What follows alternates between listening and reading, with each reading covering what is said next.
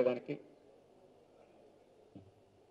దేశవ్యాప్తంగా ఇటువంటి సభలు నిర్వహించి పార్టీలని మేధావుల్ని వ్యక్తుల్ని అందరిని సమీకరించి ప్రభుత్వానికి ఈరోజు మైనార్టీ యువకులు అనుభవిస్తున్న హృదయ ఆవేదనను తెలియజేసేదానికి ఇటువంటి కార్యక్రమాన్ని తీసుకున్నారు. వారికి అభినందనలు తెలియజేస్తున్నాను. మా పార్టీ తరఫున పూర్తిగా వారికి మద్దతు తెలియజేస్తా ఉన్నాను. మా party general secretary Prakash Karat గారు రావాల్సి ఉంది ఇక్కడికి, కానీ 2 రోజుల క్రితమే హైదరాబాద్ వచ్చి ఈరోజు వేరే కార్యక్రమం ఉండడం మూలంగా వారు రాలేదు. అందుకని వారి తరఫున నేను ఇక్కడ పాల్గొంటున్నాను. కాబట్టి నేను రాష్ట్ర నాయకుడినైనా ఈరోజు ఈ కార్యక్రమానికి మా అఖిల భారత పార్టీ యావత్తు దీని వెనక ఉంటుందని చెప్పేసి మీ దృష్టికి తీసుకొస్తున్నాను. అలాగే తెలుసు నీరు కల్లానికి ప్రవహించదని, కానీ భారత రాజ్యాంగంలో కుల మత ప్రాంత మత భేదాలతో నిమిత్తం లేకుండా అందరం సమానం అన్నా కానీ స్వాతంత్రం తర్వాత ఈరోజు భారత రాజ్యాంగం అమలు తీరు చూస్తే ఇది ఎప్పుడు బలహీన వర్గాలకు వ్యతిరేకంగాను ముఖ్యంగా మైనార్టీస్కి వ్యతిరేకంగాను ఈ రాజ్యాంగం పనిచేసిందనేది స్పష్టంగా కనిపిస్తూ ఉంది. పార్టీలు ఎవరు అధికారంలో ఉన్నా వారు ప్రత్యేకమైన శ్రద్ధ తీసుకుంటే తప్ప రాజ్యానికి పోలీస్కి వాటంతటా వాటికే వదిలేస్తే మాత్రం న్యాయం జరగదు. అందుకని ఈ రాజ్యాంగంలో మైనార్టీలకు న్యాయం జరగాలంటే రాజ్యాంగం మీద కన్నా మన శక్తి మీద మనం పోరాటం మీద ఆధారపడి ముందుకు పోతేనే సాధ్యం అవుతుందని చెప్పేసి మేము చెప్తున్నాం.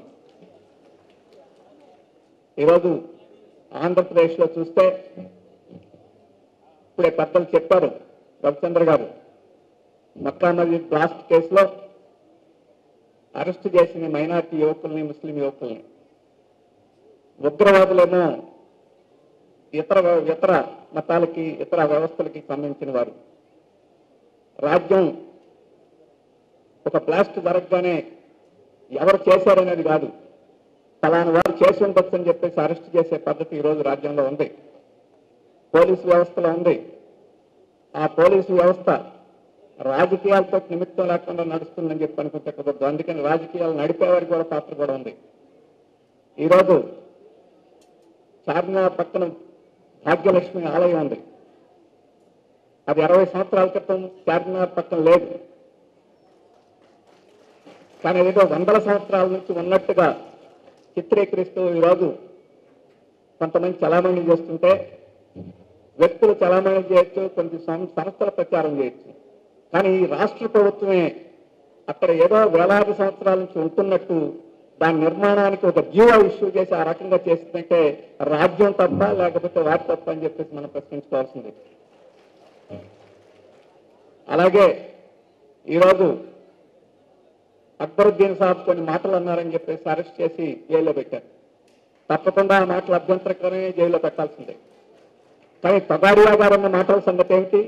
ఆయన అరెస్ట్ చేయరా, ఆయన జైల్లో పెట్టరా అని చెప్పేసి అడుగుతున్నారు. మరి రాజ్యం ఒకరి పట్ల ఒక రకం, ఇంకొకరి పట్ల ఒక రకం, ఒకే నేరం చేస్తే ఒకరి పట్ల ఒక రకం, ఇంకొకరి పట్ల ఒక రకం వ్యవహరిస్తూ ఉంటే ఇక రాజ్యంలో ఉండే మనుషులు ఏ రకంగా చేస్తారని చెప్పేసి మనం అర్థం చేసుకోవాల్సింది. అందుకే ఈరోజు ఈ రాష్ట్రంలో కూడా మైనారిటీ యువకుల్ని అకారణంగా అరెస్ట్ చేసి జైల్లో పెడుతున్నారు. ఈ పోలీసు వ్యవస్థను మార్చేదానికి, ప్రభుత్వ ఆలోచన మార్చేదానికి ఇటువంటి సంస్థ అప్పుడప్పుడు కాకుండా నిరంతరం ఈ రాష్ట్రంలో కూడా కృషి చేయాల్సిన అవసరం ఉంది.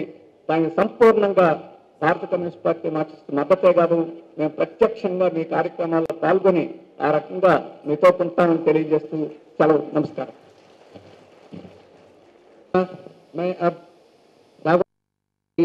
जो इस किस्म के केसेस में मुलविस थे, मैं कॉल करता हूं मिस्टर मेजर कादरी प्लीज.